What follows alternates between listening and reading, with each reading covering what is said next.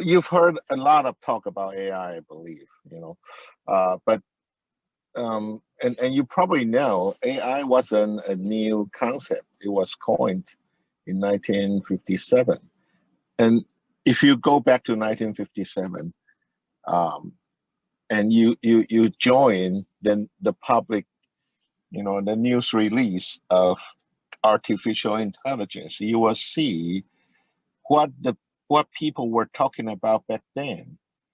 The reporter, they even asked somebody to dress like a robot, a golden robot, and then move around in this press release venue, and then tell everybody this is going to be the future. Back in 1960s, they thought this was the future for humankind. That intelligent robot is going to serve human on most of the things. So human are not, are just going to be free of all the chores. But now we're 2021, right? So it's been like 60 years from then, and none of those visions happened. So we are a little, the term artificial intelligence is really a nice term. So people got carried away. When they talk about AI, they think that everything's so smart, machine can think, and people got replaced. People become jobless, workless, things like that. But that's actually never happened. Not even now. It hasn't happened yet, right? So AI has taken a very different detour from what people have imagined that it could be or it would be. So back in the 1960s, we call it the age of reasoning because it's mostly about logic. We're trying to put if A and B, then C, those kind of Boolean logic, we're trying to put them into the computers, so computer can do things like that, can do easy, simple reasoning and deduction. Also, heuristic search is a kind of a keyword back then because people were trying to use the experience of human and try to translate that experience into the machine. So the machine will be able to utilize human heuristic. For example, studying chess, right? Studying all the books about how to play chess. That's kind of human knowledge accumulated over history. If we put those books, if we translate those books into computer algorithms, that's heuristic, okay? So we've been on that route for a very long time in the AI study. So when I was in the US in 1990s for my PhD, we're into the age of representation, and we're trying to transfer human knowledge into computers. And we're trying to develop all kinds of knowledge representation, the kind of data structure or the kind of construct that can accommodate human knowledge in the computer architecture. And we're also trying to develop algorithms to be able to use those knowledge and eventually develop things like expert system. But unfortunately, many of these expert systems, although some were infused with hundreds or thousands of rules, human knowledge rules, the expert systems, none of them did go very far because of its limited utility. And one of the reasons why it failed, we can actually call it that it actually failed. I was working with my professor back in 1990s, and they spent 7 years working with hundreds of doctors, extracting knowledge from doctors' brains. We use this knowledge engineering process, and every day we work with different medical doctors for 3-4 hours for 7 years, and we built a knowledge construct of about 2,000 diseases. But then it wasn't very useful. And what was the main reason? Now, one of the main reason is that human does not, or do they cannot, we cannot express everything we know. There are things that we just cannot tell explicitly. Somebody called it tacit knowledge. So there's this animal on my right hand side. You can see the animal, right? Um, if you think it's a dog, you're probably an alien from outside of Earth. You're probably not a Earthling, right? You will look at the animal, and most of people would, it's a cat. But if I'm an alien from outer space and ask you, why is it a cat, not a dog? Then you will tell me, oh, because the ear looked like a cat, and the eyes look like a cat, and this whisker, and the color of the hair, and the tail, it all look just, putting them all together, it just look like a cat. But actually, if you look at this cat, everything this cat has, you can find those characters on some dogs. There's just so many different types of dogs, right? So you can always find some feature that this cat has on some different dogs, but putting them together, they're just a cat. And when you recognize this as a cat, you did not actually use rule-based engine, or you don't have a knowledge representation telling you, eyes look like this and nose look like this. That's why it's a cat, not a dog. That's not what happening in your brain. You look at the cat and you say, it look like a cat. That's it. But so when a doctor look at a chest X-ray, and this looks like TB, tuberculosis to the doctor, and you ask the doctor why, then they're trying to explain to you like why you're like what you're trying to explain to an alien why this is a cat and not a dog, right? So how efficient would that be? I mean, it's a very difficult knowledge transfer. So AI typically, kind of failed in after 30 years of invention. And actually, there was a conference that decided AI was fake. In the UK, there's a debate, and there's this public event that decided AI has failed. But then in the age 2000, there's one major thing that comes into the human history, which is internet. After internet, we are able to gather a very large amount of data. So machine learning, which was an old AI algorithm, it was invented back in 1970s. I mean, the whole principle was invented, but of course, there are many new machine learning derived algorithms. So with this big data, machine learning algorithms certainly become, the focus, and then people using it, and they discover now with this huge amount of data, the algorithm that we thought wasn't very useful now certainly becoming very useful. And with the hardware and the software and the network in the cloud that we have right now, we're able to actually compute, millions, billions of data points, and then make this machine learning algorithm extremely powerful. That's why people are projecting that in 2045, we will enter the age of superintelligence. And the definition of superintelligence is that everybody can spend about $1,000 US dollar and buy a computer, and this computer will have the amount of connections similar to a human brain. So imagine if you can buy a $1,000 machine, $1,000 machine that can think like a human. And Google and Facebook and Amazon, they're all having like 1 million brains thinking about new ideas 24 hours a day. How would that change the world? I mean, it's unimaginable, what's gonna happen if you have 1 million brains that never need to rest, and they're just thinking about all type of innovations, good and bad ideas. I don't know, would that destroy human race, I don't even know.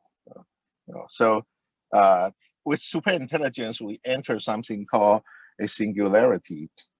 That by definition is a evolutionary transformation that we cannot predict.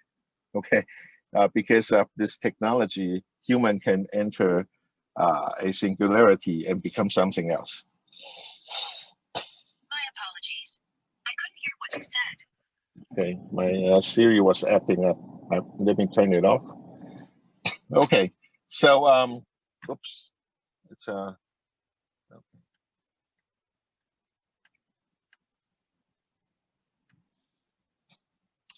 okay. So the moderator, the host, actually talked about International Medical Informatics Association.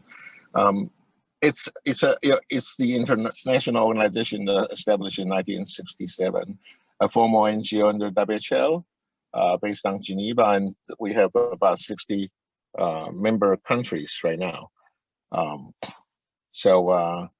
It's the current president is Dr. Sabine, and I'm the president-elect. So we wrote a letter for WHO in the April last year, which we talk about preemptive, how to fight this COVID-19 with technology, like IT technology. And in the letter, there are 4 recommendations. One is we need to be preemptive. Second, we need to use telemedicine. Preemptive means we need to be predictive. We need to be able to use AI to predict what's going to happen and how do we respond to it. Telemedicine, we also recommend widespread use of telemedicine, which is actually a fact right now. And also we recommend sharing and putting together big data. That's what is powerful. And also transparency of the information. Actually, this pandemic is also caused by the lack of transparency from some countries. And my personal recommendation is there are 3 folds. So one is that we need to be early, okay, and we need to be earlier. So the whole COVID-19 was contained a little better in Asia, like for example in Taiwan. One reason is because we started very early. On the 23rd of January last year, we stopped direct flight between Taiwan and Taipei and Wuhan. 2 weeks later, US decided they will stop the direct flight. And then another 2 weeks later, Europe decided they want to stop the direct flight. But that ended up, making this spread just 2 weeks. That's enough to make the disease spread over US and Europe. So it's a very, actually a very unfortunate situation. So we need to use AI for prediction, disease prediction, screening, monitoring, progress and micro-progression. I mean, there are just so many point of time that you can use AI for prognosis and mortality prediction. You can see papers like that almost every day. And AI for prediction and prevention of disability. So it's not only early in disease prediction and detection, but we also need to be early or earlier in prevention of disability, even when patient is already in the rehabilitation phase. And the second recommendation is healthcare in place, which we are already seeing happening. So if we are worried that we have COVID-19, we can do telescreening from home. We can do teleconsultation, teleinvention, and telemonitoring if unfortunately we got some symptoms. And with this telemedicine, we can also do extended telesurveillance, and it makes a lot of sense to do it. And also we need to be smart in every way, meaning we use AI not just in radiology, but also we should use AI in emergency room, outpatient, inpatient, ICU, and operating room. And you can see examples in every place, every segment of the hospital that's utilizing AI in innovative and very productive ways. And also AI needs to be used not just in image, because we know that there's a breakthrough of algorithm like CNN for images, and also of course for medical images. So a lot of people are focusing and they're thinking, oh, AI should be used in medical image, which is correct, of course. But you can see great innovations also in AI for text, free text, like the GPT project, the GPT algorithm from company called OpenAI. And also AI should be used in biosignal, which we have been doing for a long time. And codes. Most people would think if you have coded data, you don't need AI. All you need is statistics. But let me tell you, if you have coded data, then you're lucky because AI can be used to process coded data in a much higher dimension, like hundreds or thousands or even millions of variables, all at the same time, which statistics did not have any. We don't have available statistics methods that can actually process that kind of higher dimension, variable, multivariable kind of situation. So in traditional statistics, we most of the time we eliminate all the other variables and we only leave behind a handful or like 10 variables, 15 variables, up to 20 variables. And then you put in kind of a regression model, and then it becomes very difficult to explain, right? But for using machine learning, you could put hundreds of variables, thousands of variables, and it can still form itself the nonlinear internal representation that it would do. And AI are not just for the caregivers. Like we see a lot of examples, AI can do this for doctors, can do this for nurses. But I want to remind you that AI can also be used for administrators, insurers, and also the most importantly, we should use AI for patients, because patient is the first person who's going to experience illness, right? Experience disease. If we only give AI to the care providers, then it's a little late, because when patient goes to the provider, it's already late. If we can give AI into the hands of the patients, then we can be early. And in healthcare, if you're early, you're much cheaper. If you're early, your outcome is much better, and your quality of life also much better. So I strongly recommend that we should use AI for patients. So in the earliest medical book in the world, called Canon of Medicine, it's published 1500 BC, which is like 3,500 years ago.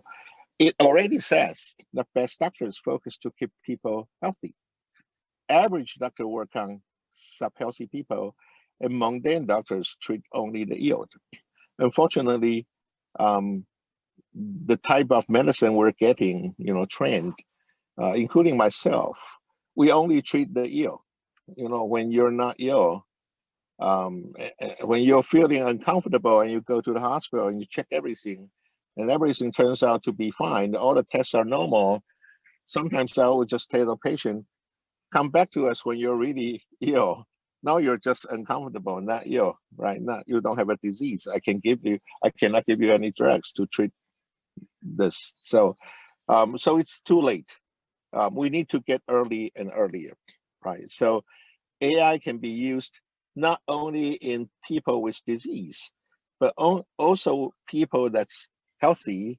We should give them precision prevention, and if it's sub-healthy, we should be able to use smart teleconsultation, like AI plus health, like AI plus telemedicine.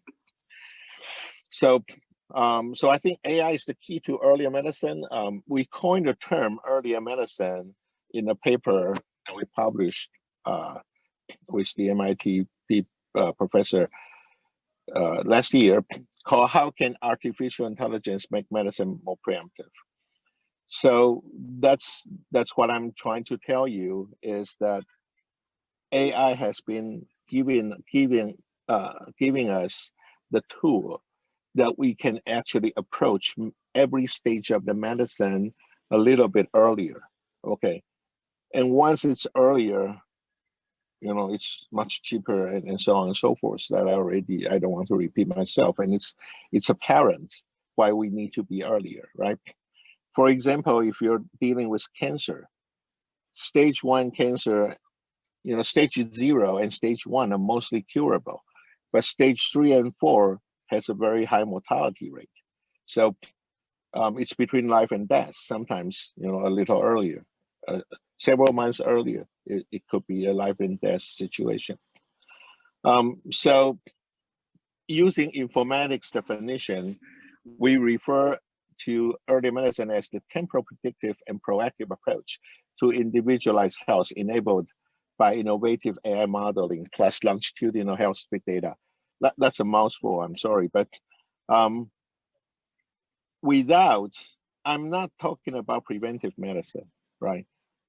Everybody knows about preventive medicine and vaccination and public health and all that. That's preventive medicine.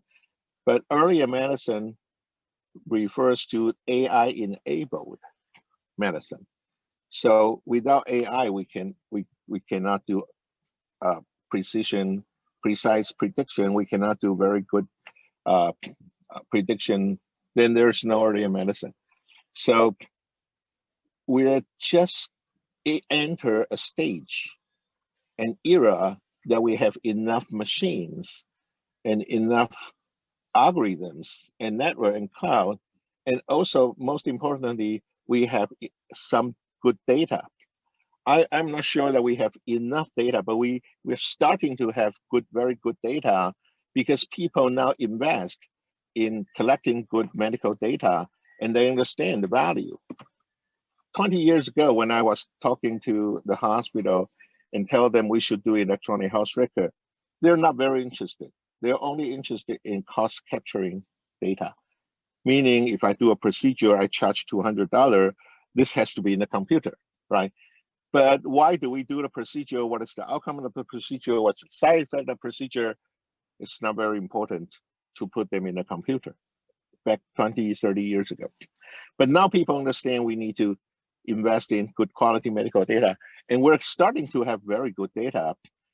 With these data, we're going to enter a future that we're able to predict a lot of things with very high accuracy. Once we can do that, we enter the era of earlier medicine with the help of AI. So just give you some example. This one actually I used also last year. We developed something. This is like a earlier project.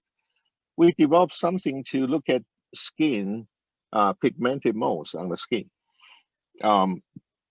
So all you have to do is answer several simple questions, 5 questions, and then take a photo using your own cell phone. You don't need a high quality photo. Quality of the photo is key because if your AI demand high quality photo, and then you use your AI in an environment that only gets low quality photo, then you get the Google situation in Thailand. Google has a very good paper on JAMA about using AI image recognition for retinopathy, diabetic retinopathy. They train the machine using like 28,000 high quality retina images. But then once they done the system, they used the system in Thailand and it didn't work because the retina image from this Thailand hospital is not as good quality as that they used in the training. So that the whole thing didn't work. That's one of the most prominent failures in machine learning recently. So our system were developed to recognize low quality images, and actually, just user grade, not professional grade images. So this one was from a palm of my son. He told me he searched the internet and he said the a nevus or a mole, pigmented mole on the palm and sole are a sign for Asian people to get melanoma.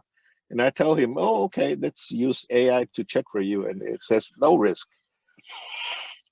This one comes from a mother bringing her 19-year-old son, and he said she told me that she took a photo of her son on the back, and it says high risk. So she came to our clinic, and we did a biopsy. It was dispersed nevus. It's a premalignancy. So once we remove it, there's no worries that it'll become malignant, right? We just remove it very early, and a simple excision would do. So she was very happy. She brought all her sons to get all their skin checked. This is a 21-year-old girl, or she worked in an office, and she got this tiny black spots. But our algorithm, MoMe, our tool, if you're willing to try out the tool, you can use the QR code on the left lower corner. So MoMe told her that this is higher risk. We don't want to say high risk. We just say higher than average or higher risk. So she came to our clinic and we did a biopsy. It was a melanoma in situ or stage 0 malignant melanoma. So she was very happy because at stage 0, even a malignant melanoma can be just excised, completely disease-free, and no side effect, no complications. But if it's a later stage, then you need chemotherapy and the mortality rate is high and all the crazy things. So this is why we're doing it. If we can stop most of the melanoma in stage 0, then we save a lot of lives, and quality of lives. Like this one is already quite late. She's an 80-year-old female. She doesn't want to go see a doctor. For many years, people told her that this is not right. So when she finally visited the doctor, it's already stage 4 malignant melanoma, and it has metastasized to the axillary lymph node. So it's a little too late. So if you're interested in how we did it, this paper is that we published in British Journal of Dermatology, explains the whole algorithm and the evaluation. We actually evaluated the program MoMe against family physicians.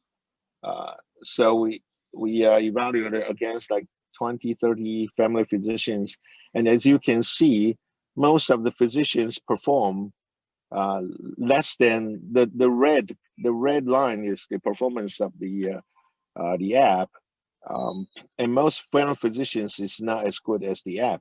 One is almost as good. The others are a little under, but they are not bad. They're just a little under the curve. So as I said, now we have this AI tool. What should we do to change, to improve medicine? We should be able to do everything earlier. And this prediction, so it's about individualized, very precise, and right in time prediction. If you predict somebody that you're gonna have cancer, 30 chance of cancer in the next 30 years, that's not very actionable. That's not very useful, right? So the prediction has to be accurate, timely, individualized, and actionable. And these type of predictions can be seen or be used from preventive care, acute care, to chronic care. I'll give you some examples.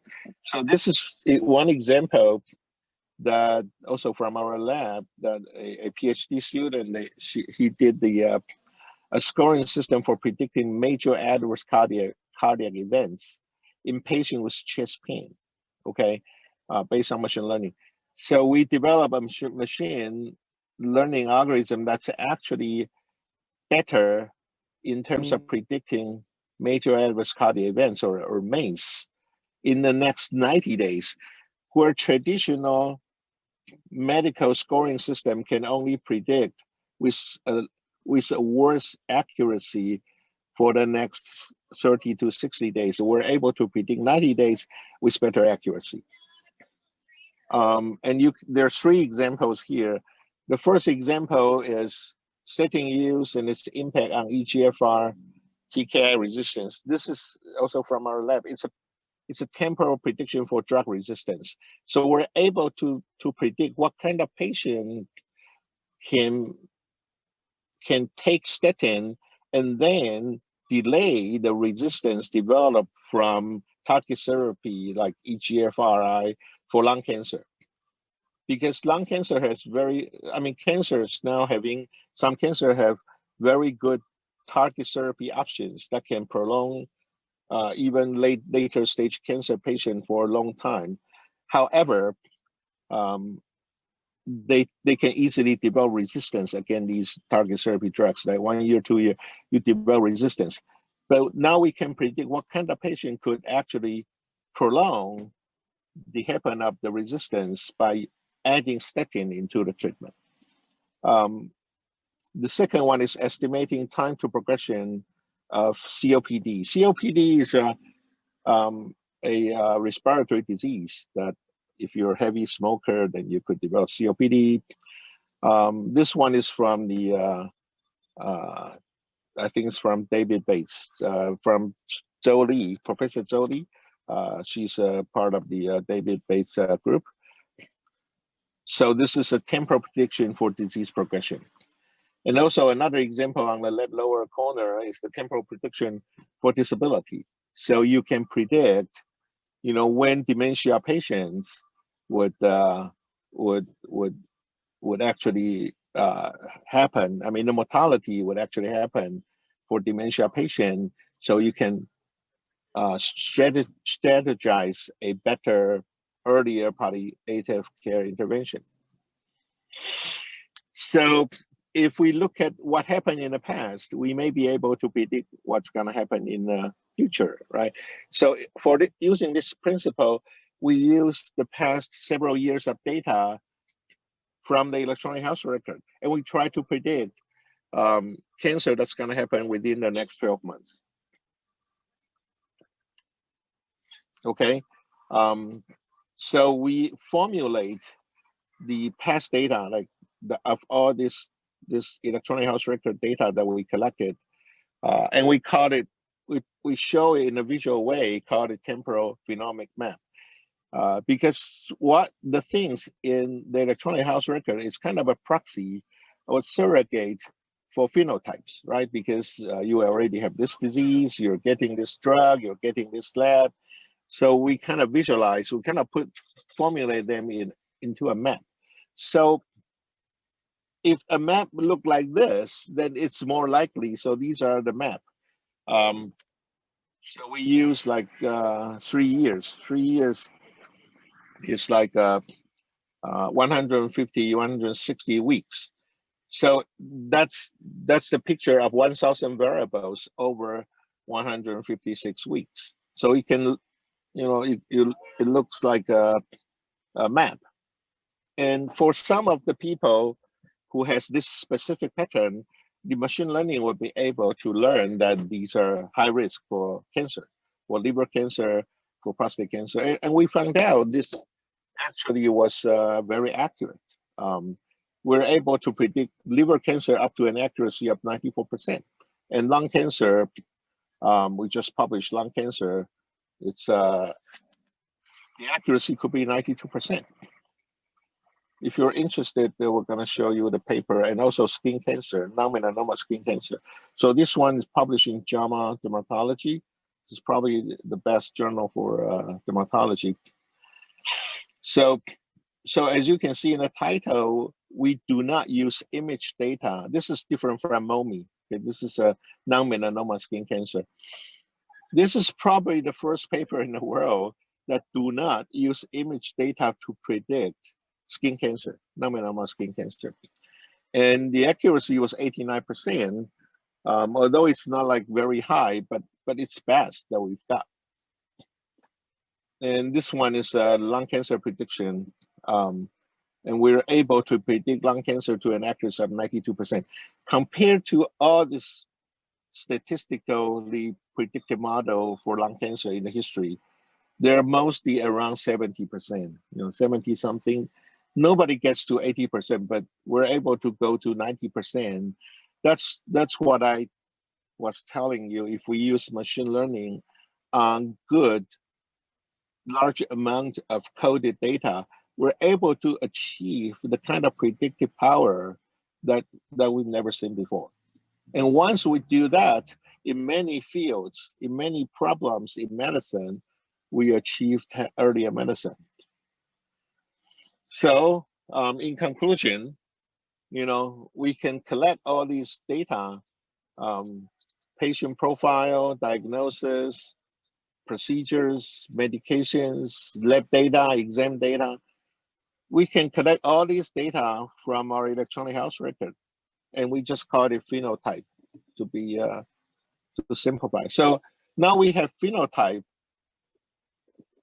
and we also have genotype, right? That we've collect from the patient, and eventually we're gonna also collect behavior data and also environmental data. Somebody called it, some people call it environmental factors, also call it exposure type or the exposure factors, right? So if we can, and also microbiome, of course, now we've got microbiome from the guts, from the gastrointestinal tract, and also we got the microbiome from oral cavity and the microbiome of the skin. Now, people are thinking that many skin problems are actually caused by the interaction between our body and the skin microbiome.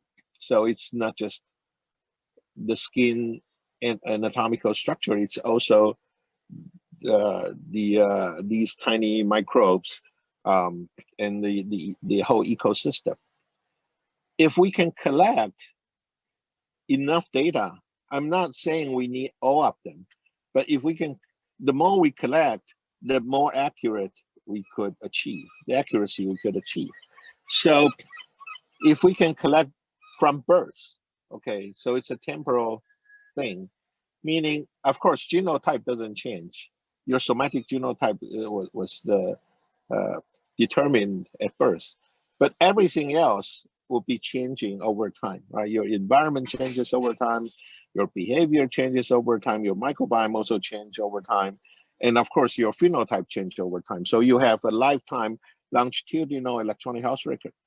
That's why, we're all teaching EHR for quite a long time, because EHR can be a good high quality EHR can be so useful in terms of collecting the phenotype data that serve as the accurate prediction for the future. So we're in the future, we're gonna be able to predict all the medical events or clinical events like diagnosis, and we want to be early or even predictive at the diagnosis.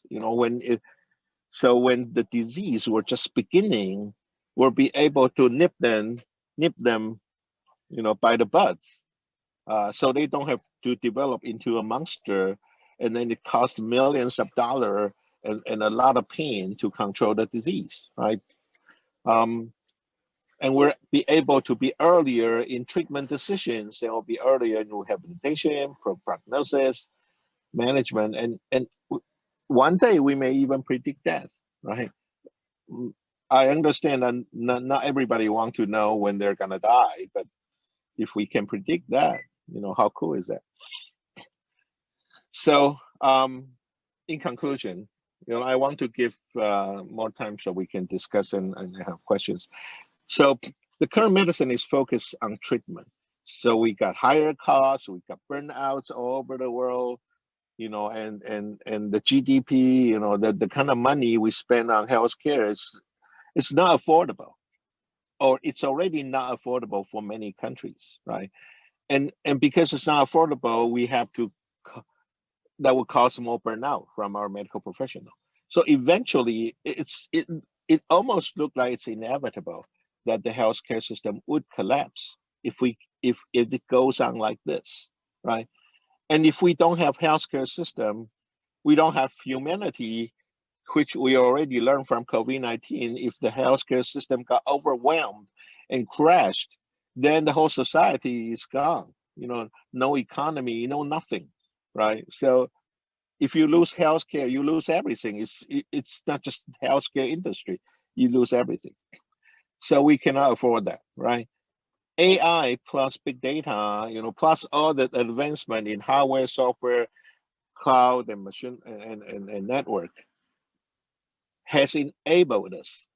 I mean, just enabled us. I mean, it's not feasible 5 years ago or 10 years ago, right?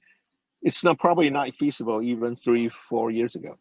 It's just become a very feasible way that we could use good AI algorithm and good database, and we're still accumulate those good medical database that we're able to do accurate predictions on all the disease spectrum and then achieve early medicine. If we can achieve that, we of course we have lower cost and better outcome and more sustainable healthcare system.